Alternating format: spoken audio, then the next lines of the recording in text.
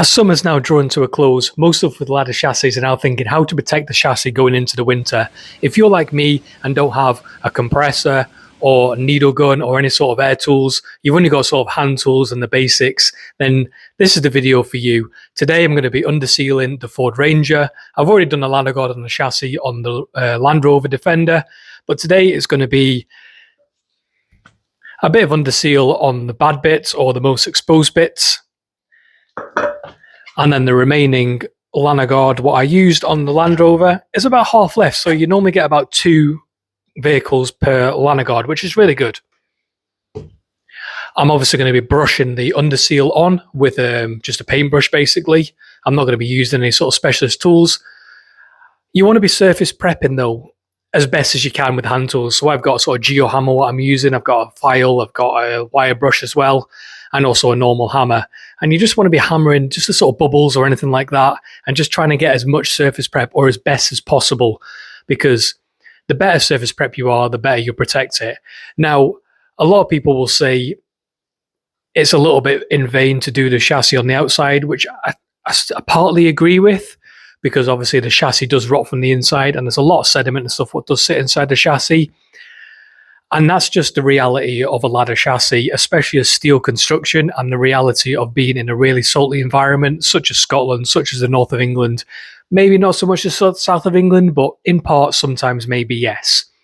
But it's what we have to live with in sort of Northern Europe as well, even in like Norway and things like that, Germany. Anyone who uses salt on the roads, anyone who uses the 4x4 or Defender, you know, hard in the winter. We all love the snow days. That's why we have the Land Rovers on the road into the winter. So protect it as best as we can. Eventually, yes, I will concede it will be a replacement chassis or cutting out and putting in a plate or galvanize your chassis, things like that. But I'm trying to protect it as best as possible. And this is what I do every September, October. I'll do this. Best bet is to get I've got a geo hammer here. It's got a nice pointy end and obviously a flat end, but you can really get into the actual nooks and crannies of it and just start hammering it. Get all this old rubbish off as well. It gives a good scrape as well. And it definitely comes off. I'm trying to do this kind of like one-handed here. It's not really working too well, but like you can see the bits there where I've taken it off. It was obviously covered in rust here, where the underseal's gone over the top of it and just rusted under time.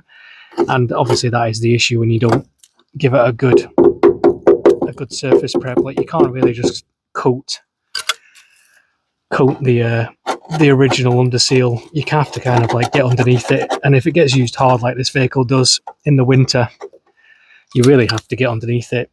And the issue with these obviously is the holes in the chassis. And all the rust and sediment sits there, and the Matt Watson stick of truth.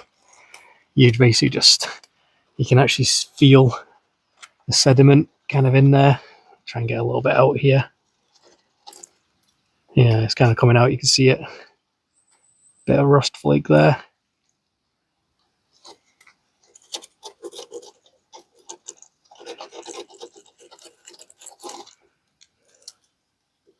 But yeah, obviously rusting from the inside. So this is about as much prep as I can sort of muster with the tools I've got. I don't have a needle gun, unfortunately. It would be handy to really get a needle gun and power through all this stuff, but it's just hand tools I've got. And it doesn't look too bad. I mean, like I said, inside the chassis is probably worse than outside the chassis, but I'm just going to get a good coat of underseal on this bit down here, and then top over it with Lanoguard as well. And like I said, maybe just get this little last bit off here while I see it just now.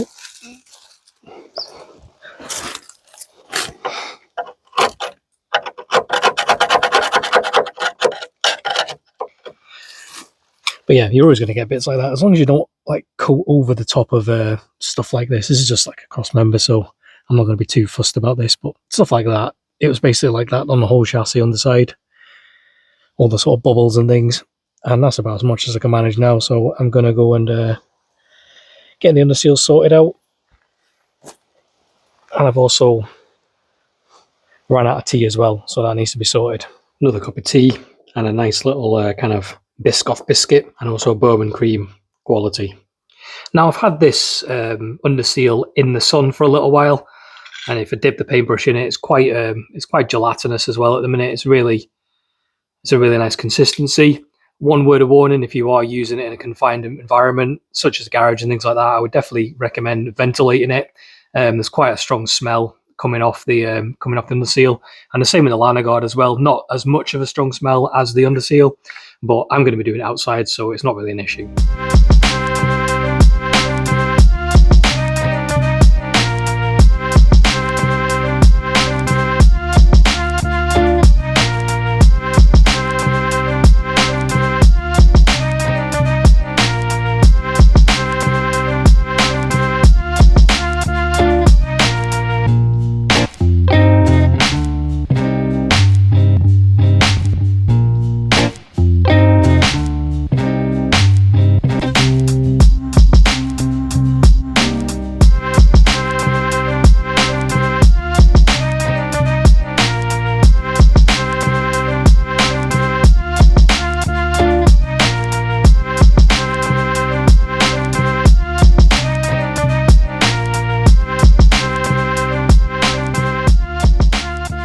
It's such a disgusting job to do that, but it's just essential for going into the winter with salty roads. I really don't look forward to it, but it kind of takes about 3 to 4 hours, just to surface prep it, get it sprayed, get it painted. And I'm just glad it's done. And I'm going to put these in the wash and just go for a shower because I'm just clattered in Lanoguard. The actual Underseal probably used about half of this. This is a 500ml tub. So I managed to get a really good liberal coat of that on the actual hot spots of the chassis where it's going to be exposed to rust the most. The Lanoguard, like I said, half of it, I used it very, very liberally, I can't say that word, liberally on the Ford Ranger. But yeah, half a tub. And it's a 2 litre tub with a Lanoguard.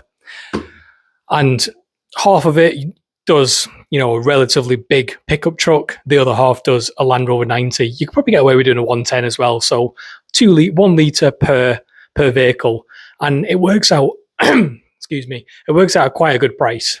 So anyway, I'm going to go and get a shower because I'm absolutely clattered. Hope you enjoyed seeing my misery. But like I said, it is absolutely essential to do things like this going into the winter.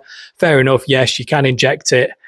You can get the long plastic tube with holes cut out in it, stick it into your actual chassis holes, spray it like that. Fair enough if you do that. I have no issue with that, but I personally don't do that. I think the 2013 Ford Ranger is far too long in a tooth to worry about anything like that anymore.